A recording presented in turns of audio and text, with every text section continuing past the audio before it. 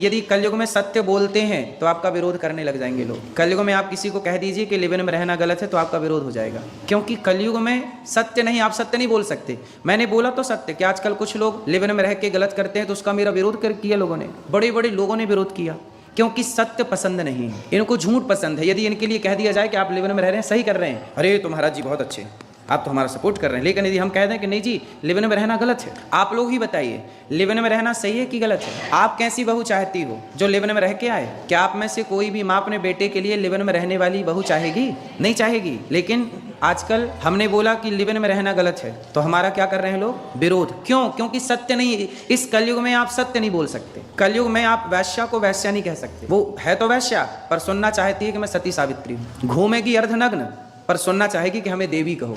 देवी वाली हरकत हो आपकी तो आपको देवी भी कहा जाए। हमारे यहाँ तो नारी को देवी ही कहा गया, पर किस नारी को? हमारे यहाँ सीता जैसी नारियाँ भी हैं जिनको हम सब पूछते हैं मंदिर में। कोई भी मंदिर ऐसा नहीं है जहाँ सीता जी ना हो, यदि राम है तो।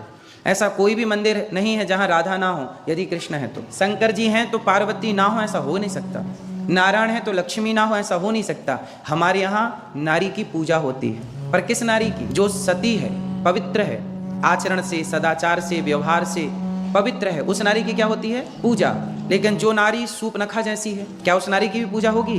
क्या एक तराजू में आप पतिव्रता नारियों को रखो और दूसरी तराजू में आप लिव इन में रहने वालियों को रखो तो क्या दोनों का पलड़ा भारी होगा? पर समाज तो यही कहता है कि भाई ये भी नारी है, ये भी नारी है।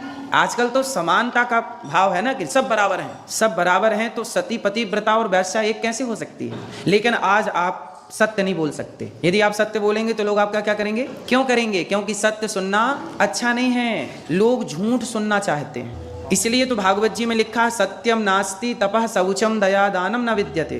कलयुग में क्या नहीं है? कितने पांव टूट गए धर्म के? सत्य टूट गया, सत्य नहीं। तपः, कलयुग में क्या नहीं है?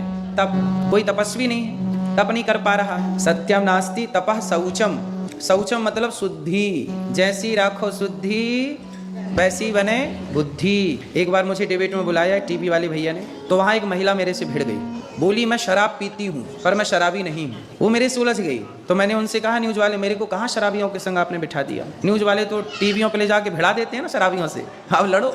वो बोली कि मैं शराब पीती हूँ पर आप मुझे शराबी मत कहिए। इसका अर्थ क्या हुआ कि आज का आदमी खुलेआम, सोच महिला हो के वो शराब पी रही हो, सबको बता रही है, और आप ये नहीं कह सकते कि तुम गलत हो। तो फिर उससे पूछा जाए कि भाई गलत कौन है, तो लोग सवाल हमसे करेंगे पर गलत लोगों से सवाल। आजकल सवाल भी उनसे पूछा जाता है जो सही है, जो गलत है उनसे कोई सवाल